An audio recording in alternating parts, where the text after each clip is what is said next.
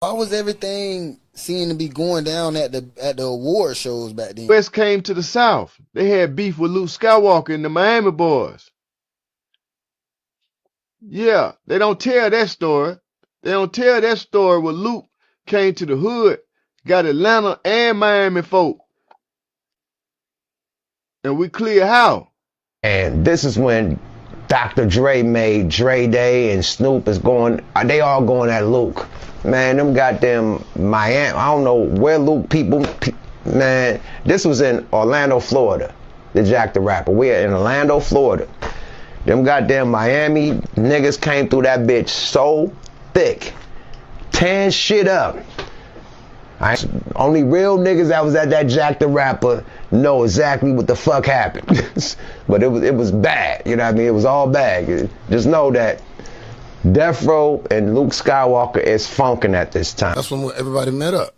Because they doing their own shows, we doing our own shows. All year long, and then when y'all finally meet up. Yeah, because everybody had to go to Jack the Rapper. Everybody had to go to New Music Seminar. Everybody went to How Can I Be Down. Everybody went to the Southwest, whatever that shit was. Yeah, so that's where you see them. Damn, so that's why it be like, every time, like when you go back and look up at the beefs and they'll try to pull up a beef from back then, it's always at the fucking award shows, or they always have these stories about the award shows. And they got to understand, man, the South, boy, the South don't play. The South pulls no punches. We scared of nothing. We are not scared of the boogeyman. We are not scared of the boogeyman, baby. Yo, what up, baby? This your boy, Uncle Luke. Hey, welcome to another edition of the Luke Podcast, the Uncle Luke Podcast. Hey, I've been on vacation. Some of us got to go on vacation. You know what I mean? And I've been chilling, but it hasn't really been a vacation. What it has been is me traveling around the country with my son on, he's 15 years old, plays baseball at a somewhat high level. And me going all over the country, him playing in Charlotte, him playing in Fort Myers, traveling, training, all these different things that his schedule requires. And then I got my football team, Miami Edison. Shouts out to them Edison Red Raiders. Why not Edison? We have a whole lot. I have a major schedule. And I'm sorry to my fans. Normally in the summertime, I'm on the road and I'm doing shows. With this hectic schedule, I have to tell my agent, look, agent, you got to book shows at a later time. And they're like, look, you got football season coming. You got this coming. And when are we going to be able to put you back on the road? So I'm going to Memphis one day, but this summer, I haven't been on the road. I'm sorry. I'll get back on the road, and come to a favorite city of yours, at some point. It's just, this shit is hectic, with a 15-year-old and a whole bunch of other kids. But that's a whole nother story. Welcome to the edition of the Uncle Luke Podcast. I am happy you guys came here. I'm happy you guys are back. We're on YouTube, and that's where you can find us. You can find us on YouTube.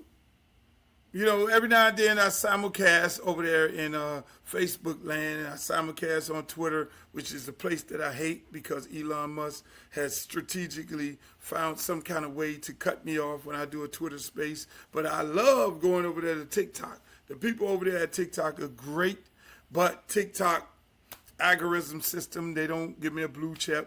It's almost like TikTok is almost like the Rock and Roll Hall of Fame. Not inducted me or 2 Live Crew. I just don't know what the problem is. And that's similar to the Hollywood, Star Walk of Fame. Shouts out to Bones Thugs and Harmony.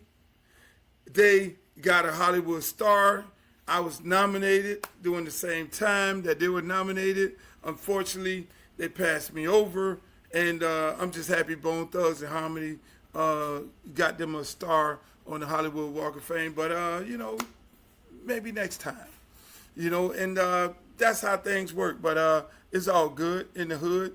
They could have did something great by, nominating 2 hip hop artists. They do 2 actors and actresses, things like that. But maybe next time. But again, it is so much been going on, people. It has so much been going on. I mean, man, I'm just happy that you guys are back with me. I'm happy you guys are tuned in to the Uncle Luke podcast right here on my YouTube channel, Uncle Luke TV. I'm happy you guys are here because it's so much shit that I got to talk about. I mean, from sports, politics, entertainment. It is so much. I mean, I be chopping at the bits, you know, because every now and then I'll go to my Instagram, which you can follow me on there, Uncle Luke Real, Uncle Luke, Real Uncle Luke, Jesus Christ, Real Uncle Luke 1, Real Uncle Luke Real 1 on Instagram is the same thing. You follow me on X. It's been crazy. I got to say, this shit has been crazy. Oh, I'm sorry. Yes, I'm down 30-some pounds. No more alcohol. No more white. No more red meat. I haven't eaten pork because you don't have Jamaican. No more white bread. No more white rice. No more white potatoes. No more white girls. Oh, no, I never tasted a white girl. Never did that one before. Maybe I might try that. I'm just playing. Don't fucking cover me. Don't cover me. Hey, listen, man. Let me get into this shit, man. Let me stop fucking with y'all. I mean, we got some heavy topics that we got to talk about. I mean, we'll start off right here with the Puff Daddy trial. I did not talk about this trial. I did not want to get into this trial. I left it alone because I thought me, similar to other celebrities, you know, I can't speak for them because I know how celebrities are. I know how a bunch of celebrities are. They're a bunch of fake motherfuckers, and they don't come to you when you're in your time of need. They don't speak on you. I spoke and I said one thing early on, what I thought this case was about. I think I said it on the Stephen A. Smith show. I said the liquor company and and whatever happened with that and all that. You know, that was my opinion. I see people gravitating to that right now. I do have friends that are close to the case. I consider Puffy as, not a good friend, but a great, a guy who I know for years. I know him for years. I go back with him with Biggie Smalls. I go way back with Puff Daddy.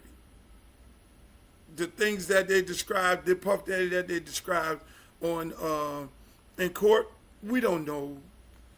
I mean, and it's not my business to be even discussing what a dude do in his bedroom. We just don't know who people are. Do we get to judge? Fuck no. Because we all do things in our bedroom that others may consider as, ew, that's nasty. You know what I'm saying? So what a person does in the comforts of his home and his bedroom is his business. You see what I'm saying?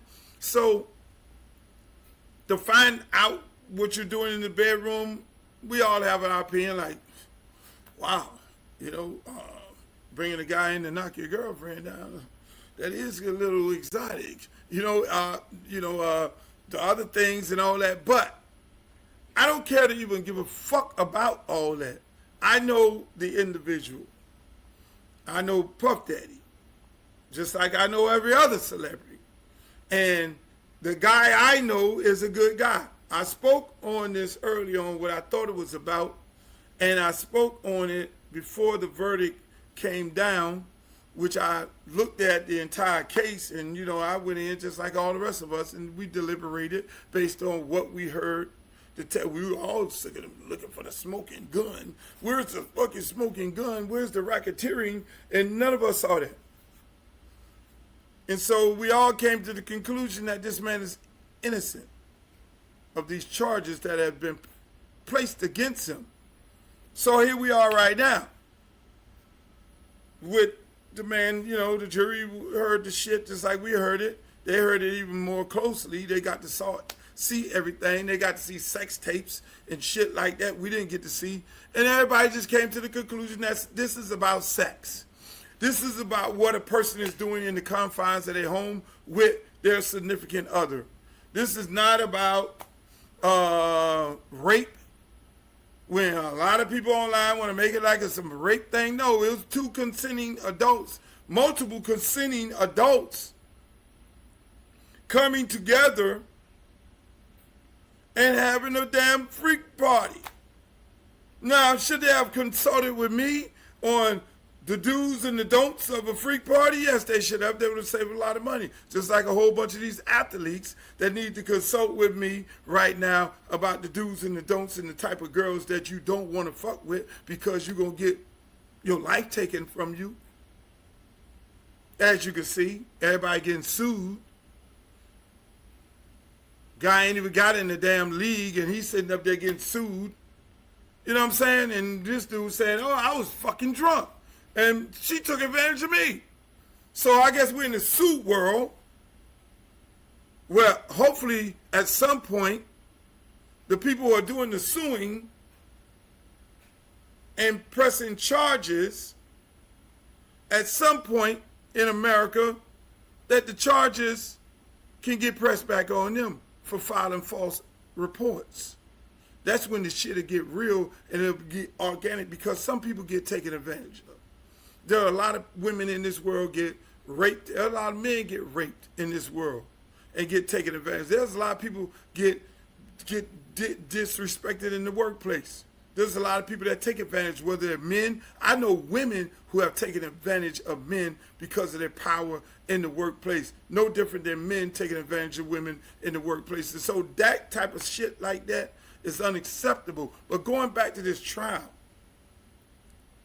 I had the opportunity to speak to one of my friends who testified, Miss Capricorn. I didn't want to talk to her before. I ain't want to, you be chopping at the bits like, damn, Cap, you know Cap getting ready to go testify. You know Cap got a lawsuit against Puff and got a lawsuit against Cassidy. And I told you after this shit over with. You know, like I consider Cap as a good friend of mine. You know, her and Storm, I go to LA, we all ride together. Us three. That's my team. Been like that for years, over 20 years, over 20, 30 years, we've been like that. And I just did not want to have a conversation about it. But we had a conversation the other day. And she pointed out some things to me, you know, and I'm not even going to get into deep to it. She pointed out some things to me that she'll talk about in her interviews, and I ain't going to sit up here and talk about things that me and her talked about, but she pointed out some very important things that I think all of you, when you see her interviews, I want you to pay close attention to her interviews. I think she's going to come on Dateline. I want y'all to pay close attention to the characters because when you're an assistant, you get to work with everybody. You get to work with the artist, the executive, and then you get thrown into working with the family. You get thrown into work with significant others because that is what a personal assistant has to do. So I want y'all to look at her interview. I'm not going to talk about what me and her talked about this situation in this case. And I just want y'all to pay close attention to how she described individuals involved in that. But I got to say this here. I hope that the judge let Diddy out, do the right thing. Do I think the judge is going to let him out? No, I don't. Because if he didn't let him out after the trial was over, I mean, hell, the man was charged with prostitution. And you all know, half of y'all looking at this shit right now have been charged at one point in time, or you know somebody at one point in time that has been charged with prostitution. Slap on the wrist for a first-time offender. Go home, pay a fine, get the fuck out of here. Don't come back in my courtroom. That is what judges normally do. I know some of y'all hadn't been involved in the system, but me, again, I was a little rough around the edges at one point in my life, and the judge always said, to whether it was me or any of my friends, when you first come into the system, the judge says this: hey, Mr. Campbell, this is your first time offense. You did some dumb shit. I'm going to tell you, son, don't come back in my fucking courtroom anymore. If you do this again, because I will be the one hearing your case. If you punch another person in the mouth, I'm going to send your ass in jail. If you shoot up another party, I'm going to send your ass in jail. If you beat up somebody else, I'm going to send your ass in jail. Unfortunately. If you get caught selling some weed, I'm going to say, I was a little rough around the edges, I'm going to tell you that right now. I don't listen. I don't encourage anybody to violate the law or anything like that. I'm a law-abiding citizen right now today, and so I encourage everybody to abide by the laws of this land, because you'll find yourself in a bad predicament like a lot of people and like what we're talking about right now. So, again, you don't go to jail in federal penitentiary for prostitution, especially when you're a first-time offender.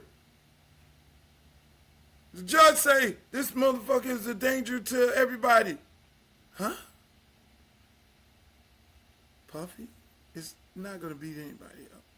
You think for women, the man is going to get out the trial of his life, where he's sitting there, his whole life, his whole savings, his whole life, if he's convicted, they're going to fucking seize all his property, take all his motherfucking money. This is the trial of his life. His kids are going to now got to go work at McDonald's, and his mom is going to have to pawn some of her shit, and then the trial of his life, and the jury comes back, and they bail? You think he's getting ready to fucking go and do some dumb shit to get put back in there? No, it's the first offense. What they call it, habitual, or they call it some, this is not like he doesn't do shit like that. I mean, come on. But again, that's where we're at right now. Hopefully the judge, let this man out. And if he don't, then I'm pretty sure Donald Trump is. I can pretty much guarantee Donald Trump will let him out. If that judge comes back and say, look, you got to do 3 years, 2 years, 1 year, 6 months, or whatever the fuck it is, I guarantee you. And I'm saying I don't normally guarantee nothing. I would be very surprised. Let me just put it this way. I would be very surprised Donald Trump don't take that opportunity. Here's one for the brothers. I got Puff Daddy out of jail. Now, I can't get R. Kelly out, but I can get motherfucking Puff Daddy. I looked at the case, and I thought, Puffy was my friend. Yeah, he said some things in the election. He was going for Kamala. A lot of other motherfuckers was going for Kamala, me included.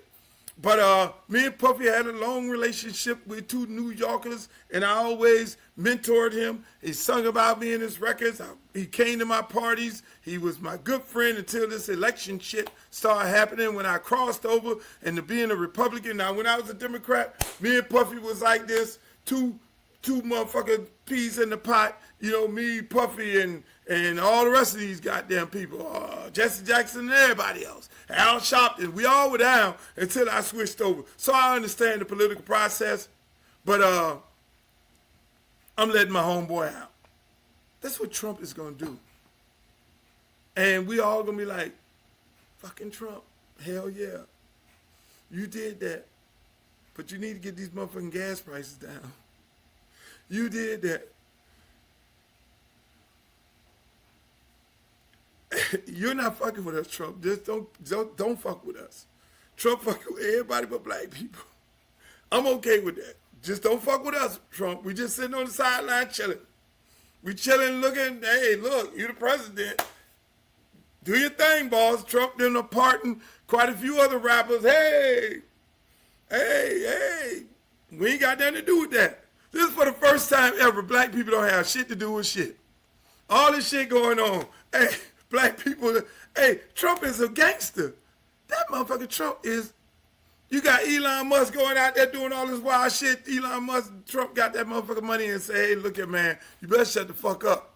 I'll deport your motherfucking ass. and no, motherfucker, I'm helping you try to sell these motherfucking electric cars. You fucked that up. You went in, I gave you a goddamn job.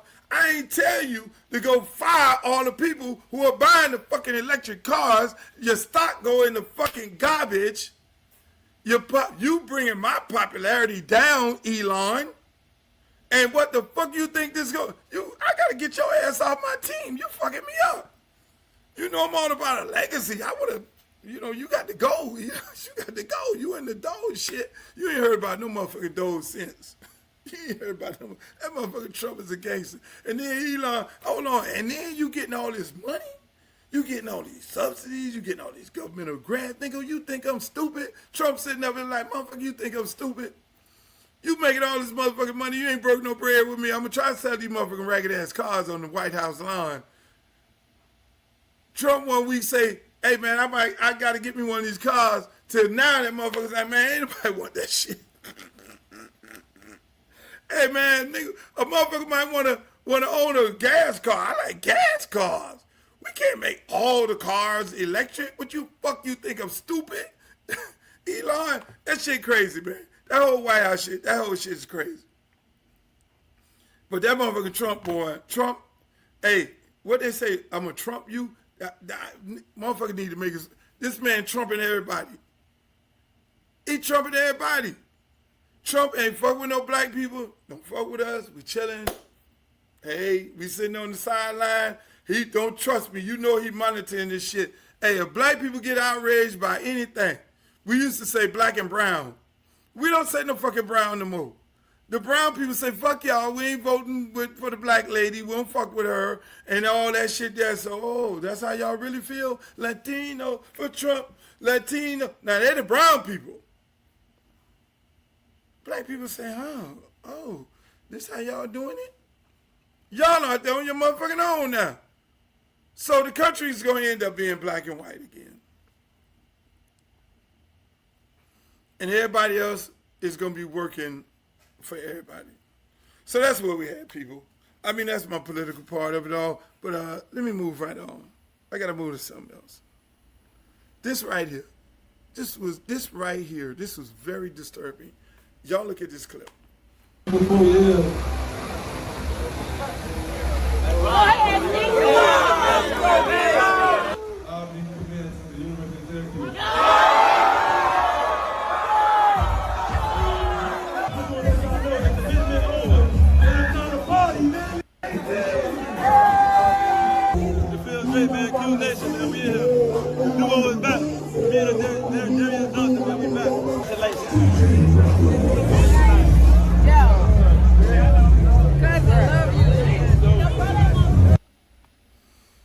That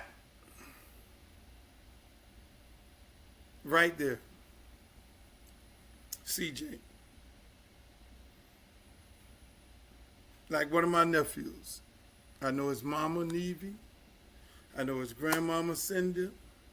I know the uncle, Rich. Entire family. I know the kid since he was this big. I'm so fucking happy for him. I don't give a shit if he went to Japan and played. I'm happy when any one of our kids from this community and any other community in the country leave and get a scholarship to go to a major university. I'm happy. As a Hurricane fan, I'm a little bit concerned. I'm just keeping it a buck. Because we're talking about Jeremiah Smith. Goes off to the Ohio State, and we saw him came at my stadium yesterday at the Tutu Atwell event the other day. We saw Jeremiah Smith leave here. How the fuck does Jeremiah Smith leave Miami? And everybody made this thing about, Jeremiah Smith, we didn't think he was going to be this good. We didn't think it's, no. You get paid to know who's good or not. What the fuck are we doing? So now CJ, another 5-star, leaves to go to Syracuse? Syracuse? Syracuse?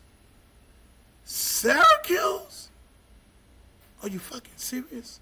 Fucking Syracuse?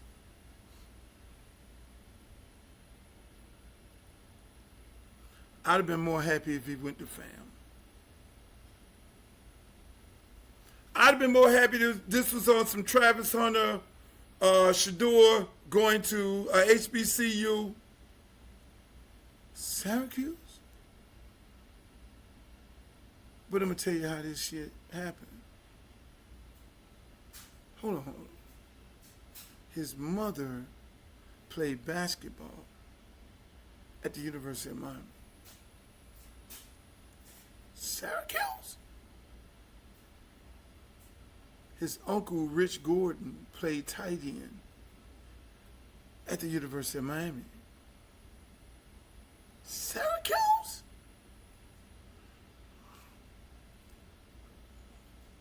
His mother has the logo, the mascot of the University of Miami tattooed on her. Syracuse? So we lost Calvin Russell, Jeremiah Smith, Ben Hanks Jr., Flowers. Something ain't right. Are we really that gangster in recruiting? Something just ain't right. It just ain't right. Now they get all these space cowboys on Twitter Spaces. I call them space cowboys, who drinking the coffee, who drinking the cafe con leche. And y'all running out of excuses. Mario, my friend, you have to tighten up. You are now put in a predicament where you're not the super recruiter that we all said you was. Because you are a super recruiter. But you came here and you said you was putting a fence around South Florida. A fence. It seemed like a break in the goddamn gate. Ben Hanks Jr., and don't give me this bullshit about Ben Hanks Jr. is an automatic. He's a legacy kid going to Florida because his dad was one of the greatest linebackers to ever play at Florida. Shots out to Ben Hanks over at Gibson Park. Ben Hanks, I love you. You're my friend. You will always be my friend.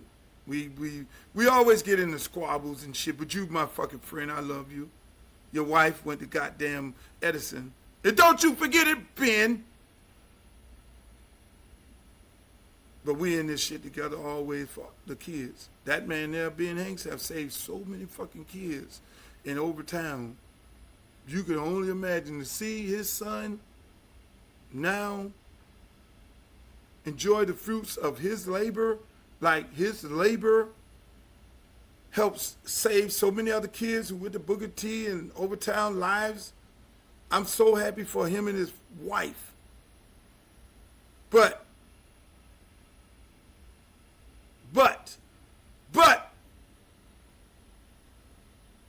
his kid went to Florida. Flowers went to Florida. Jeremiah went to Ohio State. Calvin Russell now at Syracuse. Where the fucking fence? Seemed like there's a break in the fence. Seemed like Houston, we got a problem that needs to be addressed. We had a lot of guys hired at Miami Central on the staff.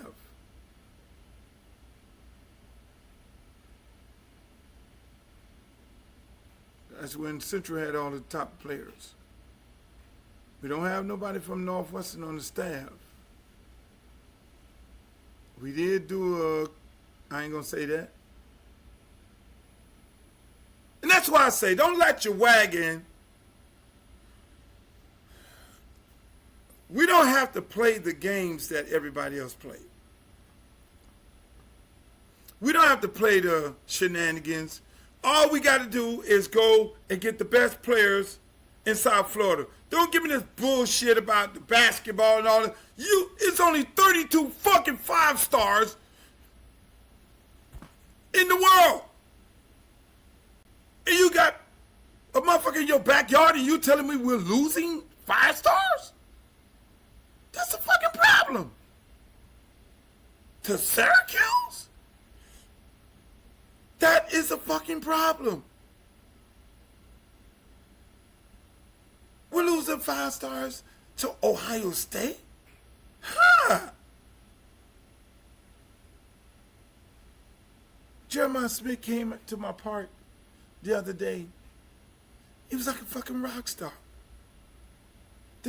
We had to get the police to walk around with him. All the kids came to him. Jeremiah Smith, oh my God. Shouts out to Jeremiah Smith and his family.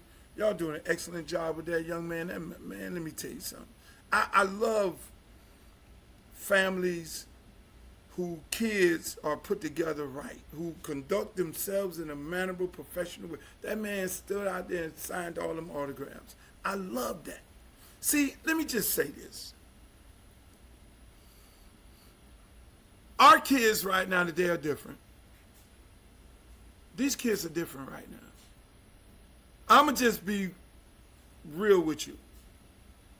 If your organization does not have a real black man in it, 9 times out of 10, you ain't going to get no real black man football player. When you walk up to the house, there are houses in our community where they have white Jesus on the wall, and there are houses where they have black Jesus on the wall. That's real shit. That house you go in and they got black Jesus on the wall, they not being sold the bullshit. They're not running to the Savior. Now you go in the house with the white Jesus on the wall, they think he's the Messiah, and they think some white guy coming in the living room is, oh my God, he came to save us. Shit ain't happening like that. It's some different brand of kids around here. It's a different brand of black young men. So you're going to have to march up in these houses. And you're going to have on your organization, because these young men, and I coach them, these young men know the difference between an Oreo and chocolate chip. Oreo, black on the outside, white on the inside. Friend is a chocolate chip. Friend is black in and black out. Friend is what we call a real nigga. I'm just keeping it a buck. Y'all call it what you want to call it. Prime time, my other brother, real nigga. They're gonna get the Travis Hunters and the Flowers of the world. They got black Jesus on the wall. Them kids got black Jesus on the wall. So, not to say that they won't go to Ohio State, but you got to come correct. Nick Saban won. If you ever went to Nick Saban, Alabama, when he was at Alabama, I would say it was more black people working in his offices than white people. We're talking Nick Saban in fucking Alabama. Confederate flags and all this shit flying. The kids in there calling the kids in the stadium calling the other kids from Texas all kind of N-words and everything in the world. Knicks, you go to, if you ever went to the university, I've visited quite a few times. I've taken quite a few of my kids there to go to their camps. Had a black secretary and a white secretary. Same two old ladies that always been there. You see the black man on the sideline with the cup? That's what the lady on Scandal name, Olivia Pope. He's the fixer. Any kids get in trouble, he's the older black guy that reminds you of granddaddy. And see, them kids look at, there has to be a granddaddy, there has to be a grandma, somebody that they respect. Because the coaches are sitting there, eyes bloodshot red, they trying to recruit, they trying to game plan, they trying to do all this here. But you got to have individuals in your organization that them kids can relate to, that they can get sat down. At the University of Miami, we had that. In our heydays, Nick Saban took the blueprint. Kirby Smart used the blueprint. Dabo Swinney used the blueprint. Y'all think Dabo Swinney racist? Y'all talk about the Dabo Swinney, he had a shirt on and all this, this and that. Dabo Swinney, right-hand man, was his coach, his receiver coach at the University of Alabama. Dabo Swinney was a walk-on. He slept in on that man's couch, his coach couch at the University of Alabama. Dabo Swinney got him a job at Clemson. There's Dabo Swinney office right here, big conglomerate office, and the next biggest office at Clemson is a black man. I want y'all to go do the research. Y'all go find out. I'm not getting ready to sit there because y'all need to start fucking reading. Y'all like motherfuckers get on the podcast and just tell y'all names and all that, put a name on it, do this. No, you need to go do your own research. That's why I got all the fucking respect in the world. Dabo Swinney, anybody can tell me nothing bad about him. Those are the people who took the information and they applied it. Because they know they're dealing with young African-American men. But Dabo, that's his partner. That's his coach. But that old brother, you know what he do? His job is to go up in that beat.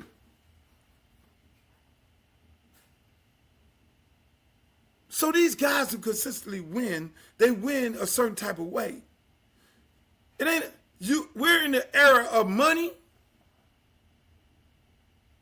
Yeah, money. But then when the money and the deal is cut, now you still got to deal with people. And who's dealing with these kids? Who do these kids respect? Do you have somebody in your organization? And it's not just from the University of Miami. This is for anybody and everybody out there. Do you have an elderly black man that these young men respect? OG. And OG, hey, look here, young fella, come sit down here, man. Let me holler at you, man. Let me keep it 100 with you, man. I want to see you get the fuck out of this shit here, man. I want to see you get an education, get the fuck on down the road, and do the right thing for your family, man. I came from there, bro. You gotta have a person like a black lady. University of Miami, we had that. There was a lady, and I want you to do your research. I find a former hurricane. There was a black lady, she had dreads. I think it was the academic advisor. Every one of those crazy motherfuckers at the University of Miami, when she came and had a conversation with you, you sat your ass down and you listened to what she had to say. And you got your ass in order. and it became a time where she couldn't get you in order, then your ass was going to be getting the fuck out of Dodge. But 9 times out of 10, she got everybody in order. There was a brother there. I want you to go do your research. There's a brother there. OG. Come on, man. These kids go on these visits, they need to see people look like that. Where grandma? Where granddad? Where the OG at? Who is in here? If they see your whole shit looking like an insurance company, and when a dude named Fran come around, and I'm not saying, hey, look here, man, everybody in the world was trying to get Captain Russell. Michigan, and everybody in the world, everybody in the world was trying to get this man. So I'm just saying, if your organization, whether it's University of Miami or anybody else, if your organization don't have some real black people in it, they don't have some real black coaches on your staff, 9 times out of 10, you're not getting the kids with black Jesus on the wall. And I rest my case. Say what you want to say. Call it how you want to call it. I rest my case. NBA! Y'all some soft motherfuckers. What the fuck are y'all talking? Hey, NBA dudes, what the fuck are y'all talking about? We ain't got too many games. Our Achilles is broke. Everybody with a 0 on, they're hurting their Achilles. We're hurting. Motherfucker, you making guaranteed money? Hundreds of millions of dollars? You niggas making all this motherfucking money, y'all crying about talking about some fucking games? I don't want to hear no bullshit. Talk about we're playing too many fucking games. Who wants to hear this shit, bruh? Get your ass, shut up and fucking dribble.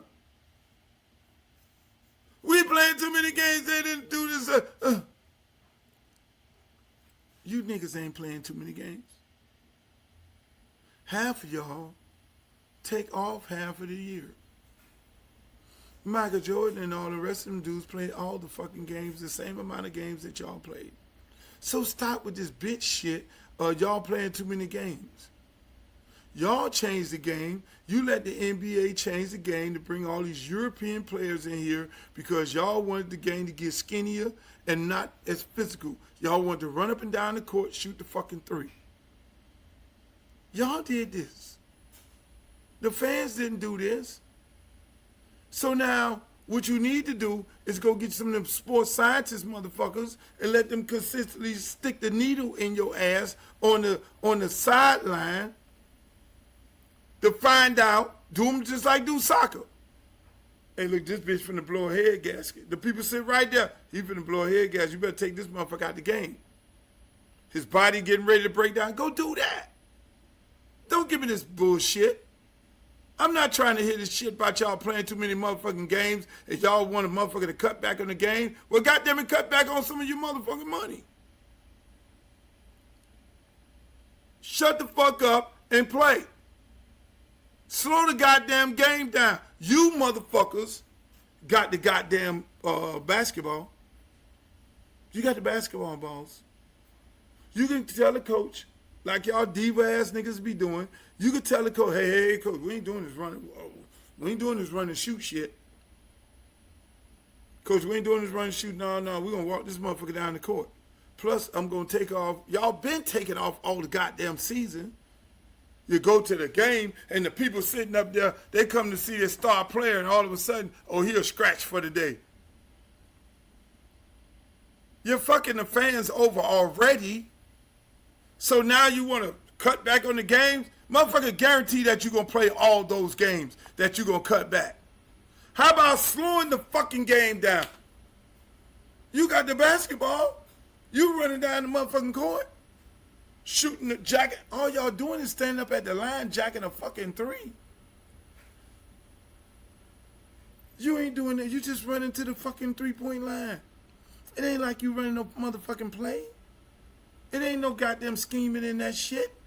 You running to the motherfucking 3-point line, and you shooting a 3, you running back. You jacking yourself the fuck off. So I'm trying to hear that bullshit. Speaking of NBA, WNBA. Let me tell you something. I love the WNBA because that's what the NBA used to be. Them fucking women don't be fucking around. They be, and I always looked at the WNBA. I go back to Cheryl Ford. Actually, I had a crush on Cheryl. We liked each other. I'm not going to talk about that. But I was like scared of her daddy. I was like, Cheryl, we can't do this. If your dad find out, it's like, I'm my own woman. I'm like, Cheryl, we can't do this. No. I had a crush. We had a crush on each other. I'm here to say that. Just imagine, and I still talk to Cheryl today. That's my friend right now today. Just imagine. Luther Campbell, rapper Luther Campbell and Cheryl Ford has tied the knot. Y'all motherfucker would have fell off y'all seat. What the fuck just happened? But we're friends. That's my homegirl. But that's how far back I go with WNBA. And it's always been tough. But I'm going to tell you about this WNBA. This WNBA today is different. Y'all thought it was Caitlin Clark. Everybody hates the little white girl, the chosen one, the one who came in and saved the league. And we hate her. We hate her. All the black girls on TV. We hate this little white bitch. And all the black girls who used to be on TV on fucking Twitter. We hate this motherfucker. She ain't the Messiah. We had more people before her. Dumb motherfuckers. Sit the fuck down. She gonna do like Larry Bird and Magic Johnson. Everybody gonna get paid. Fuck the money. We hate this bitch. But now, my daddy always tell me, time will tell. Time will tell. You know what time is telling us right now? It wasn't about Caitlin Clark. It was about hating Caitlin Clark and Angel Reese. Luke, where the fuck are you going with this? It's about hating Caitlin Clark and Angel Reese. I'm here to tell you. Here's why. Haven't you seen the girls pull Angel Reese down by the fucking neck? Haven't you seen the girls damn near body slam Caitlin Clark? Was this really going on? Until those two superstars who broke all kinds of NCAA championship viewership numbers, these two come in. How dare these bitches get these big major contracts from these shoe companies and all that we've been playing for all these years? Fuck these motherfuckers.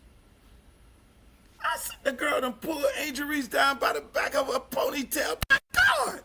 I'm like, I thought another black girl. Then the white girls is not going after fucking Caitlin Clark. What the fuck are we doing? So it ain't, y'all wanted to make it out of an Angel Reese Caitlin Clark thing. Oh no, it's these motherfucking young girls who coming in the NBA, WNBA, who taking over this shit. They not embracing it like Magic and Bird. They saying, fuck these young ass fucking girls here. We've been out here forever. Fuck them. And every chance we get, we're going to take a shot and try to end their fucking career. This is some ending career shit. That's what it is. And old Juju, they laying dead for Juju.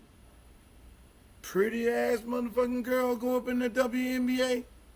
Juju better have some motherfucking rib cage on and all this other shit and on and some knee brace. Juju gonna have to come up to the motherfucker with a helmet and everything. That's what it's really all about, people. That's why time tells where everybody is with what the fuck they're doing.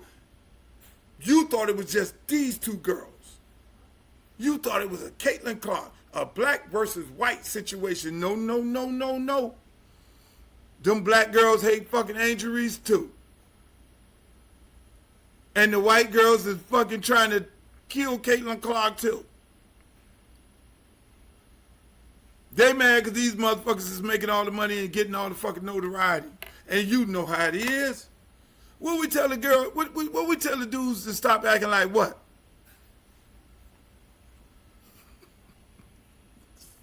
Let me stop. Let me stop. They gonna come after me. I already know it. Hey, look here. I'm ready. I'm in fighting shape. I lost 20, 30 pounds, man. I'm out here running like a motherfucker. I'm out here. I'm 5 miles, 3 miles running, 2 miles walking. Hey, look here. I got my shit back. My set. Hey, anybody want a motherfucker die? Don't think me. Who me? This shit wild as fuck, man. I'm trying to tell y'all, man. It's just as wild as this. It gets no wilder. These motherfuckers took a damn $1 billion and built a goddamn prison in the Everglades and called it Alligator Alcatraz. We're gonna put all the illegal immigrants in Alligator Alcatraz. I'm looking at this shit, and now mind you, people, I live like about 4 blocks from the fucking Everglades. I'm pretty sure I can get there in about 15 minutes. I'm saying to myself, you took all this money to build a prison with beds and air conditioning, and you got to feed these people, you got to transport these people, you got to employ people to monitor these people. You took all this money, cut out a parcel of the Everglades, which should be protected by the forest, the forest people. How the fuck did you do that? Get past that, but you're the government. And you took damn near $1 billion and you built some shit out there. Why the fuck you ain't build some shit like this for the homeless? So you built this shit for some people who you supposed to be deporting. This many beds for people you supposed to be deporting? You get ready to house these motherfuckers. Which one is it? Did you build this shit for some slaves?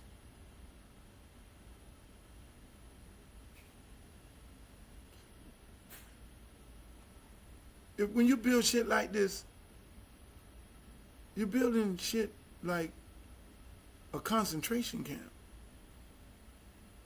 Why you don't deport these motherfuckers? It would be less money putting them on a plane and dropping them off where they came from, wouldn't it be? So you get ready to bring these motherfucking people in these beds in Alligator Alley to do what? Have some of your developers come pick and choose which buck they want to work on their development?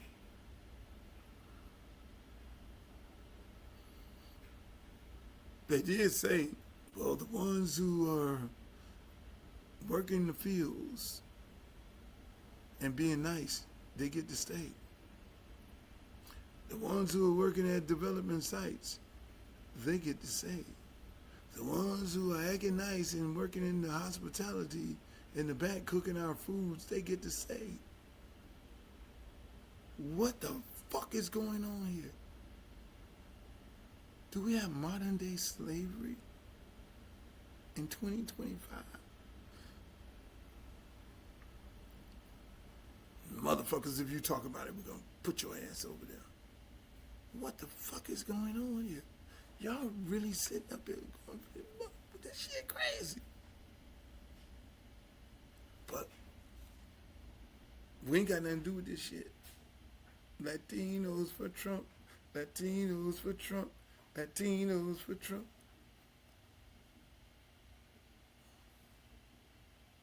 I'm just saying. I'm just saying. I don't want no smoke. We ain't got nothing to do with this shit. We don't want no smoke in me to Trumpy. Trumpy, hey Trumpy, I don't want no smoke. I don't want no smoke. No smoke, no smoke. This shit just got real. But please, I need y'all to have the same energy for the homeless. You can find this kind of money, man. We got people, and the homeless, most of them are suffering from mental health. If you can take this kind of money to put together so you can house take this kind of money in and build homeless shelters and put all kinds of counselors in there. Because most of these people are suffering from mental health. Please do that.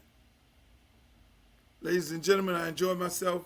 Thank you for joining me for another edition of the Uncle Luke Podcast. I'll be back on every Monday, Wednesday, and Friday with a brand new episode right here on my YouTube channel. Hey, make sure y'all follow me on Twitter, Uncle Luke Real One. Follow me on Instagram, Uncle Luke Real One. Follow me on like, share, and subscribe right here on this YouTube channel, Uncle Luke TV. Yo, we got to run the numbers up. This is some bullshit. We got to get the numbers up. Hey, and also, if you want to get your Luke gear, go to my website right down there, strolling on the bottom, www.lukerecord, not S, lukerecord.com, and get you some gear. I need you to be laced out like me. I got all kind of fly shit, and we got shit on there for the ladies now. We got your pink outfit, ladies. You got your leggings and all that shit like that. Hey, look here. Hey, I need y'all to go to the website. I will be coming out with my brand new website. There's going to be another one. It's going to show all the footage that I got the site done, but the stuff on there, oh my God. A lot of that shit that I did, I'm not happy about. I'm like, what the fuck was I on? After I saw it, we built this site of all my footage. I got all the footage from the archives, and I started looking at this shit I had to take. It took me a minute. It's like thousands of hours of footage. I'm like, ooh. I'm like, that motherfucker was crazy. I was fucking crazy. I'm here to tell you. I'm confessing today. I was absolutely out my mother. I'm like, this motherfucker was crazy. In Japan, the girls coming on stage, neck, what the fuck? Listen, let me tell you this. That goddamn Bacardi, before Bacardi Limo had me doing some wild ass shit. I blame it on the fucking liquor. Like T-Pain say, blame it on the alcohol. I was on some different shit, people. I looked at that footage and was like, what the fuck? I mean, people on stage doing all this wild shit. I'm like, what the fuck was I on? I'm scared to put that shit out. I'm going to just keep it a buck. They got the whole site built, everything ready to go. I'm like, shit. This shit is wild. I mean, I got the footage where I went and interviewed Tupac and all that. This right after I had the beef with Death Row. I took my happy ass up in there.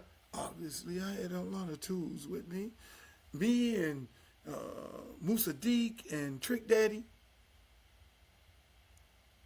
Yeah, I did discover Trick Daddy, just so you know. We went up in there, rolled up in the motherfucking Vegas in the Suge nightclub and interviewed Tupac.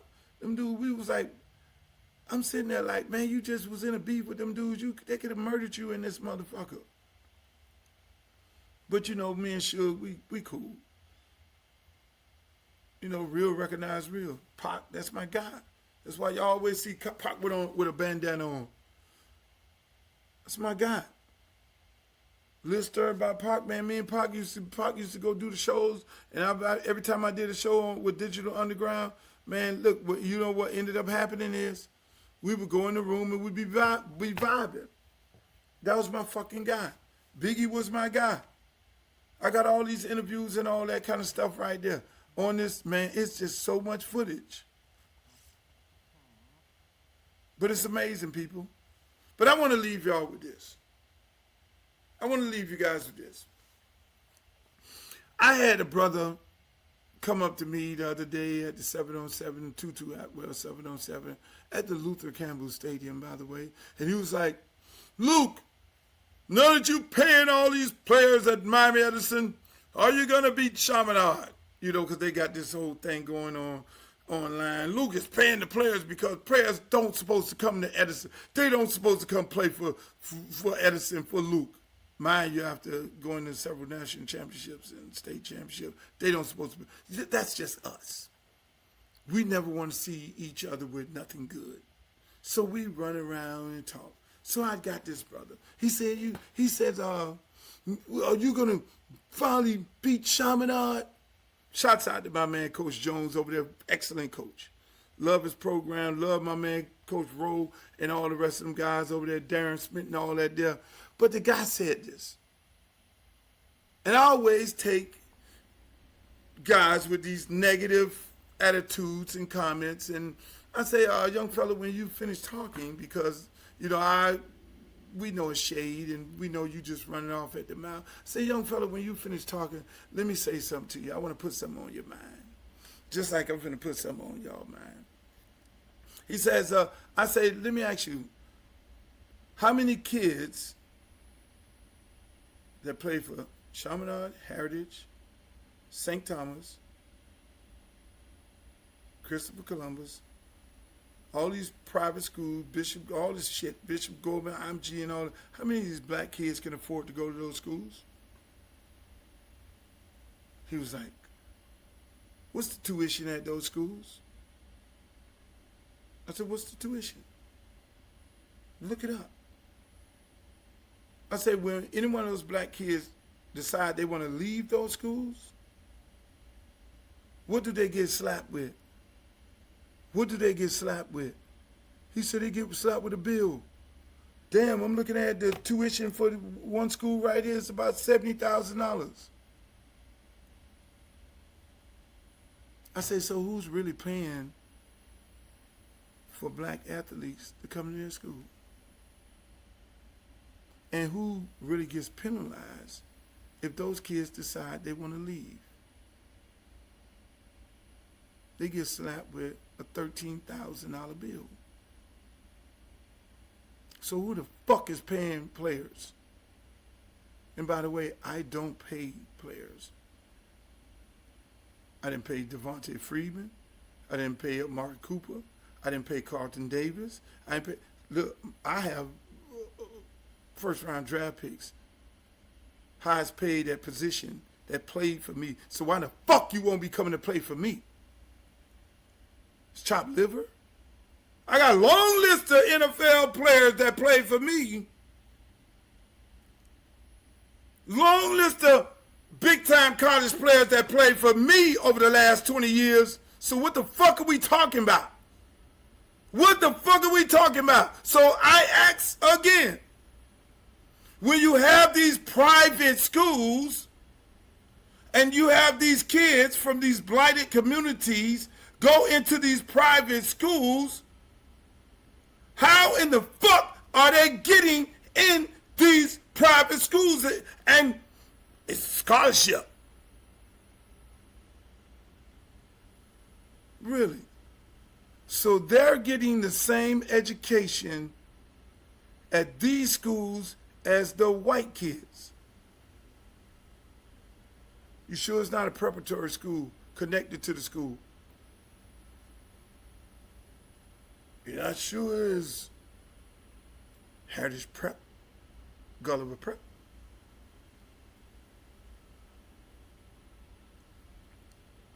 We just talked about Alligator Alcatraz, slavery.